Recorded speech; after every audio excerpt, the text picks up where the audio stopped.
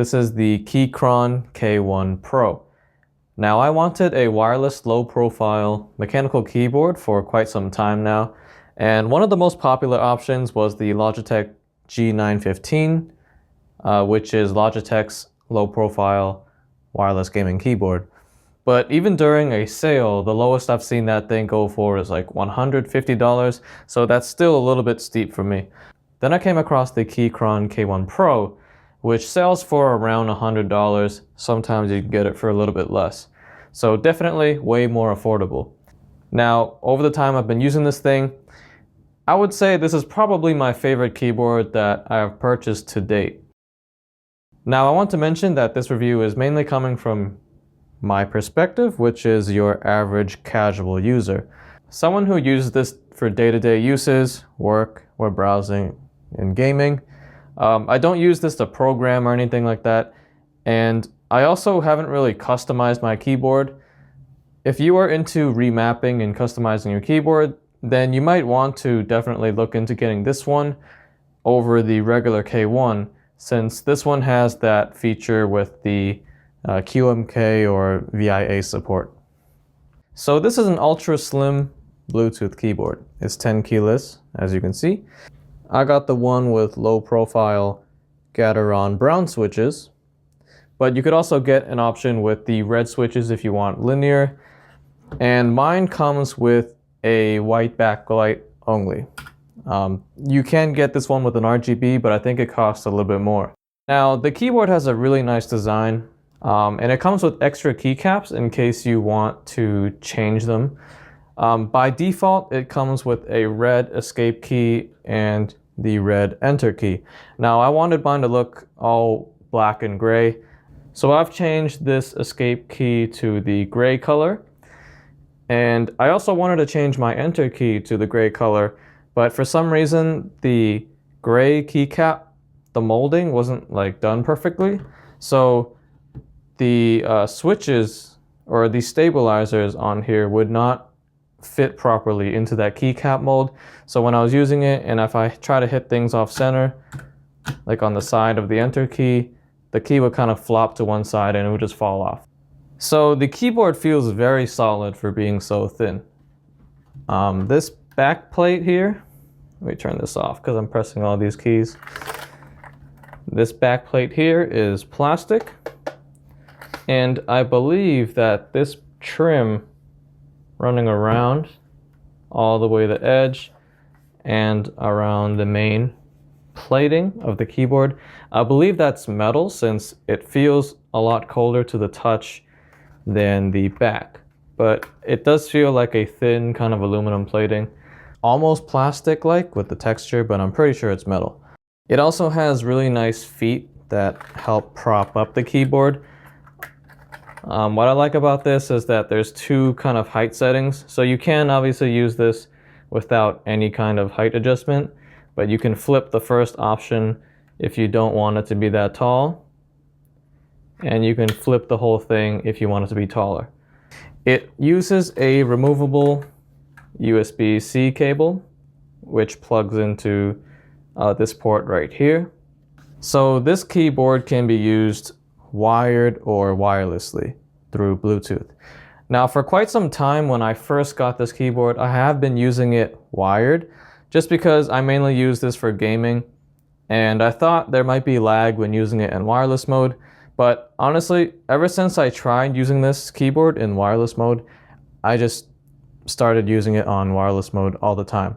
I have had absolutely no issues with latency on this, and to me it kind of feels basically the same as using it wired. I even use this to play games like StarCraft 2, which, if you know that game, it requires a lot of fast, accurate button mashing, so this thing even works fine for that.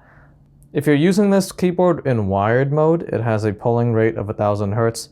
I'm not sure if it's the same if it's wireless, but I wouldn't be surprised if it is, since, again, I don't notice any kind of latency while using it wirelessly. What's also really great about this keyboard is that you can pair up to 3 devices, and you can easily switch them using the FN and 1, 2, 3 keys. I have this keyboard paired with my main desktop, my work laptop for when I work from home, and also my MacBook. and it has been flawless switching between the three devices. This is also great for me as both a Windows and Mac user because I can easily switch between the keyboard layout for Windows or Mac. And when you switch that to Windows or Mac, that mainly just changes the function of this command button. So in Windows mode, I believe this changes to Alt, and on Mac, this changes to the command button. Battery life has been really good for me as well because I mainly have the backlight as reactive. I've read that the battery life without backlighting is about 100 hours, and with constant backlighting, I think it drops to around 30 or 35. So I set this to reactive backlighting, so then maybe I can get a little bit more battery life out of it while still having some kind of lighting going on. You can easily check the battery life by pressing FNB, and it will light up the number row to the percentage battery left. So I turned off the light so it might be easier to see. If I hit FNB,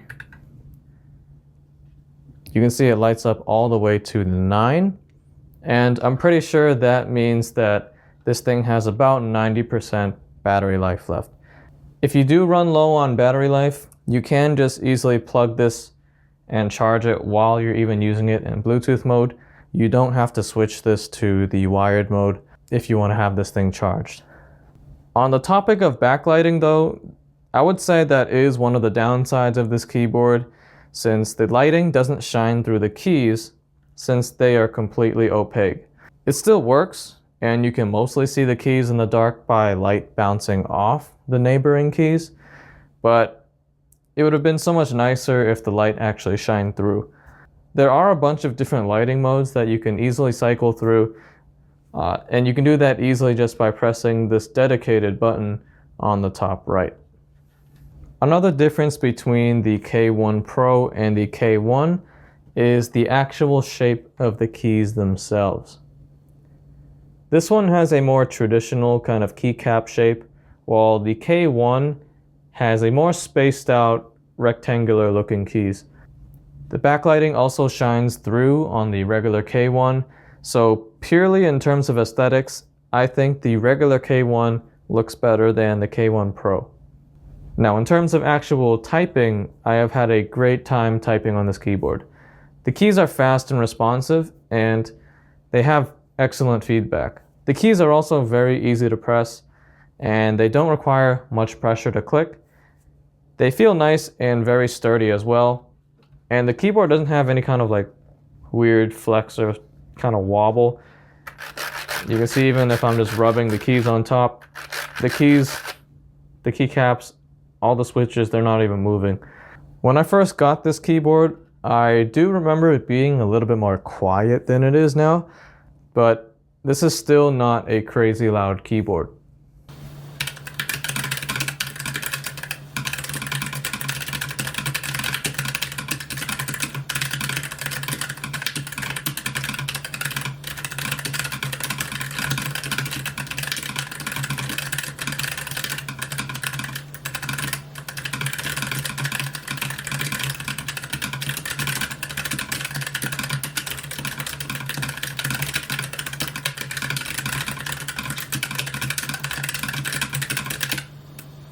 The big keys like the backspace, enter, and the spacebar, they also have great stabilization as well. I have zero issues with the typing experience on this thing. Now, when I do make mistakes on this keyboard, I think a lot of the times it is mostly me accidentally hitting the key next to the one I'm trying to press. Do I think maybe some extra spacing would have helped with that? I think so. It probably would have helped a little bit. If that would have been one thing to nitpick, I think the key spacing could be a little bit better on this, but even right now, I think for most people this will be perfectly fine. So that's my review on this keyboard from your average user. For my regular day-to-day use, including working and gaming, this keyboard has been amazing for that, and being able to easily switch from device to device is super useful. I would definitely recommend checking this keyboard out if you are looking into picking up a wireless low-profile keyboard. And it's the best keyboard I have purchased so far, purely in terms of value for money and my overall typing experience using it. It offers a really streamlined experience if you own multiple devices and just want to use one keyboard for everything. If you have any more questions about this keyboard, you can let me know in the comments, or if you already own it, you can let me know your experience with this as well. Thanks for watching, and I will see you guys in the next one.